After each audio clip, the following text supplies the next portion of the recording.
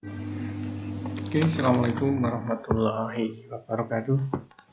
Kembali di channel Ahmad Herudin. Gimana kabar kalian? Hari ini semoga kalian dalam keadaan sehat dan bisa mengikuti pembelajaran secara daring di rumah. Oke, di pertemuan yang ke-6 ini masih di materi statistika di KD berikutnya, yaitu ukuran penyebaran. Di peta konsep, ukuran penyebaran itu ada 3, yaitu simpangan kuartil, simpangan rata-rata, dan simpangan baku. Yang pertama, jangkauan kuartil dan simpangan kuartil. Jangkauan adalah rentang atau range selisih data terbesar dengan data terkecil, sehingga kalau ada jangkauan kuartil atau dilambangkan CK adalah selisih kuartil atas dengan kuartil bawah, maka CK itu adalah Q3 dikurangi Q1.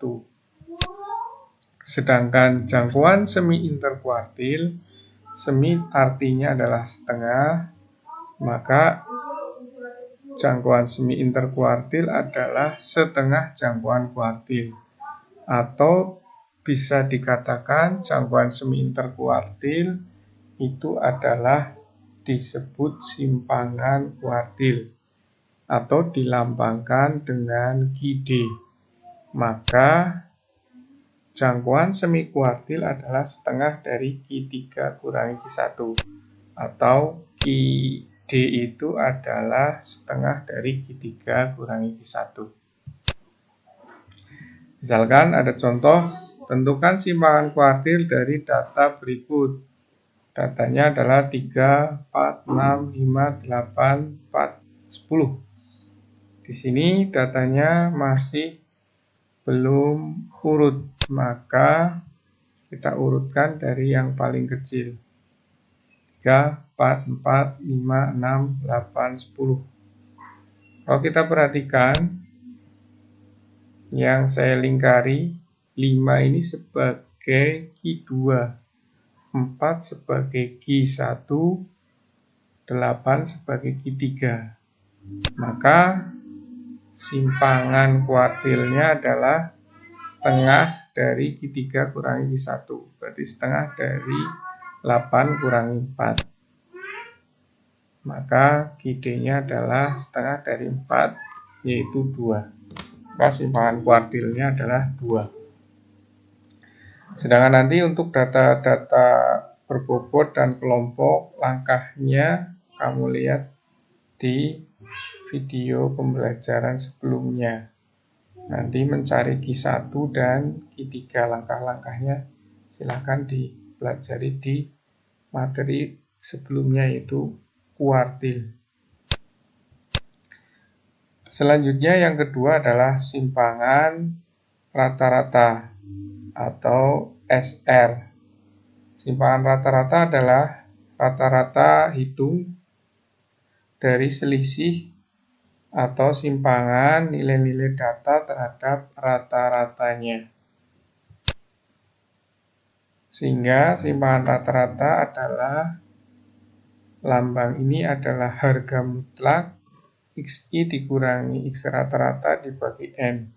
Ingat, SR adalah simpangan rata-rata, N adalah banyaknya data, ini adalah harga mutlak XI dikurangi X rata-rata. Ya, ini adalah lambang nilai rata-rata. Lah, fungsi dari harga mutlak, misal ada 2 kurangi 5, 2 kurangi 5 adalah negatif 3. Karena di sini ada harga mutlak, maka yang diambil adalah nilai positifnya. Maka yang negatif maka menjadi positif.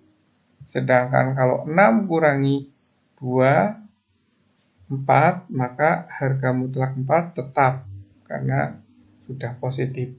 Maka nilai mutlaknya atau harga mutlaknya 4. Misal, contoh.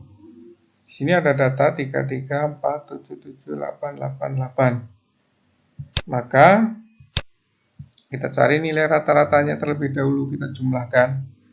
Temu rata-ratanya adalah 6. Maka SR 3, data pertama adalah 3, dikurangi rata-ratanya 6, di harga mutlakan, urut terus, data kedua adalah 3 masih, data ketiga adalah 4, dan seterusnya sampai data terakhir adalah 8, dikurangi rata-ratanya. Kita fungsikan tadi, harga mutlak yang negatif maka menjadi positif. 3 kurangi 6 adalah negatif 3, di harga mutlakan maka 3. Ini juga sama, 3 kurangi 6 min 3 maka menjadi 3. 4 kurangi 6 adalah negatif 2, maka menjadi 2. 7 kurangi 6 adalah 1, tetap 1. 7 kurangi 6, 1 tetap 1. Dan seterusnya sampai dengan yang terakhir adalah 8 kurangi 6 adalah 2. Maka kita jumlahkan, ketemunya 16 dibagi 8, karena di sini ada 8 data. Maka simpangan rata-ratanya adalah 2. Nah, apabila datanya berbobot, maka kita kalikan dengan frekuensinya. SR berubah menjadi sigma F dikali harga mutlak XI dikurangi X rata-rata dibagi dengan jumlah frekuensi. Sedangkan pada data kelompok, X di sini, XI di sini adalah sebagai nilai tengah masing-masing kelas. Nah, misalkan ada 2 contoh, di sini ada data berbobot yang A, yang B adalah data kelompok. Jadi di data berbobot kita cari nilai rata-ratanya terlebih dahulu. Silahkan dikalikan 5 kali 4 20, 6 kali 2 12 dan seterusnya, sehingga jumlah sigma Fx-nya adalah 150, jumlah sigma F-nya adalah 20. Maka X rata-ratanya adalah sigma Fx dibagi sigma F, yaitu 150 dibagi 20, yaitu 7,5. Maka harga mutlak dari data dikurangi rata-rata, data pertama adalah 5 kurangi 7,5 adalah negatif 2,5, karena di sini ada harga mutlak maka menjadi 2,5. Terus data berikutnya adalah 6 kurangi 7,5 adalah 1,5, maaf negatif 1,5, karena di harga mutlakan maka menjadi 1,5. Terus 8 kurangi 7,5 adalah 0,5 tetap, 9 kurangi 7,5 adalah 1,5 tetap. Maka karena ini ada frekuensi, tinggal dikalikan frekuensi. 4 kali 2,5, 10, 2 kali 1,5 adalah 3, 8 kali 0,5 adalah 4, 6 kali 1,5 adalah 9. Kita cari jumlahnya, sigma F kali harga mutlak XI dikurangi X rata-rata, ketemu 26. Maka SR jumlah ini 26 dibagi dengan jumlah frekuensinya adalah 20, maka ketemu 1,3. Sehingga simpangan rata-ratanya adalah 1,3. Selanjutnya untuk data kelompok, kita cari nilai tengahnya, masih ingat? Nilai tengah adalah batas bawah tambah batas atas dibagi 2. 50 ditambah 54 bagi 2 adalah 52. Ingat 50 sampai 54 ada 5 angka, maka tinggal kita tambahkan 5. 57 tambah 5 lagi 62 tambah 5 lagi 67 tambah 5 lagi 72 tambah 5 lagi adalah 77. Nah, dari nilai tengah ini maka kita lihat frekuensi yang paling banyak adalah 12, maka kita ambil rata-rata sementaranya adalah 62. Maka D adalah selisih nilai tengah dikurangi rata-rata sementara. 52 kurangi 62 adalah negatif 10. 57 kurangi 62 adalah negatif 5, dan seterusnya. 77 kurangi 62 adalah 15. Kalau kita perhatikan, yang sebagai rata-rata sementara adalah 0. Ke bawah tinggal ditambahkan 5. Kenapa 5? Karena intervalnya 5, 5 terus, atau angkanya 5. Ada 5 angka di sini, 50 sampai 54 ada 5 angka. Ke atas tinggal ditambahkan dengan negatif 5. Selanjutnya tinggal kita kalikan aja frekuensi dengan D. 5 kali negatif 10 min 50 dan seterusnya. Kita jumlahkan sehingga ketemu 115.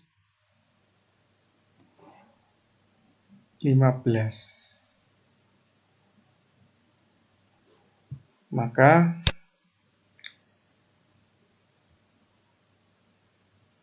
rata-ratanya kita cari. Rata-rata sementara tadi 62, terus sigma FD-nya adalah 115 dibagi 50 hingga ketemu 64,3. Kita cari XI dikurangi X rata-rata.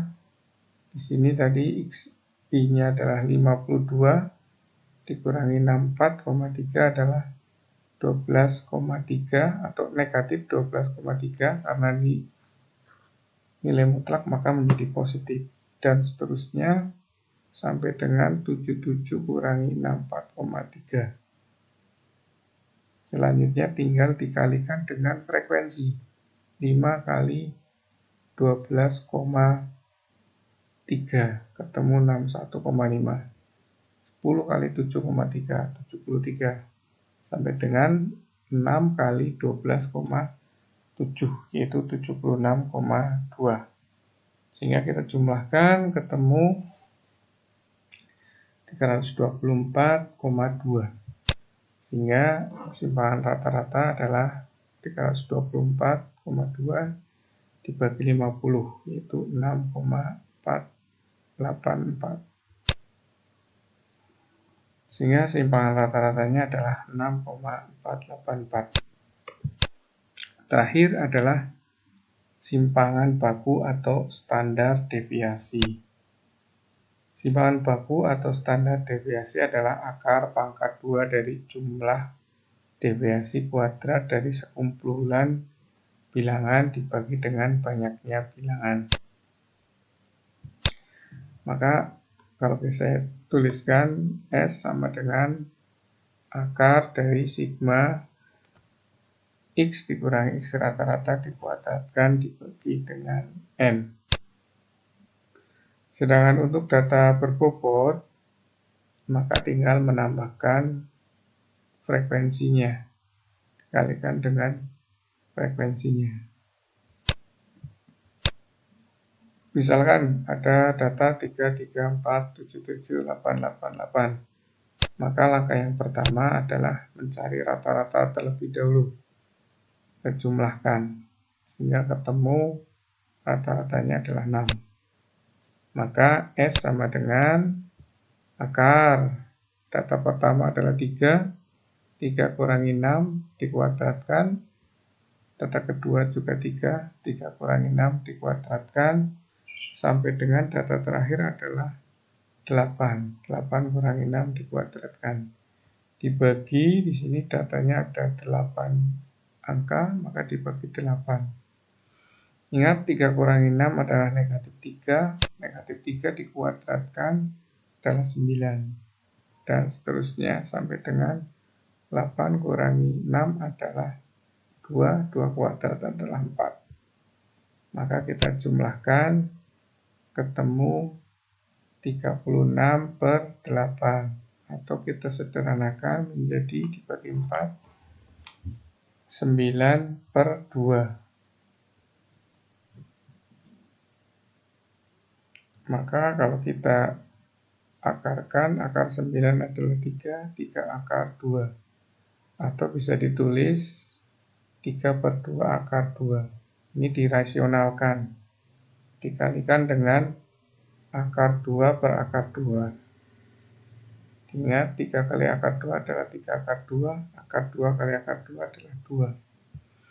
Maka simpangan bakunya adalah 3 per 2 akar 2.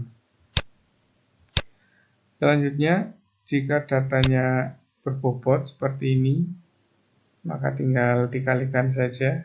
Kita cari rata-ratanya terlebih dahulu, yaitu 260 bagi 40, yaitu 6,5. Maka kita cari selisihnya sama seperti simpangan rata-rata, tapi ini tidak di harga mutlakan. Maka hasilnya kalau negatif tetap negatif. Misal 4 dikurangi 6,5 adalah negatif 2,5. Dan seterusnya 9 kurangi 6,5 adalah 2,5. Maka ini kita kuadratkan. Ingat, negatif kali negatif adalah positif, maka hasilnya positif.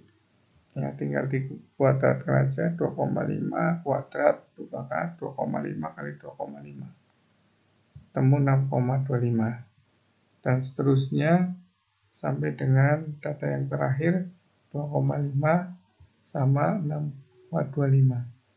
Karena di sini ada frekuensi, maka tinggal kita kalikan dengan frekuensinya. 1 kali 6,25. 8 kali 2,25. Dan seterusnya sampai data terakhir adalah 4 kali 6,25, yaitu 25. Kita jumlahkan ketemu 66. Maka S adalah sigma dari jumlah ini dibagi dengan jumlah frekuensinya. Maka akar dari 66 dibagi 40. Kita sederhanakan, dibagi 2 menjadi akar 33 per akar 20.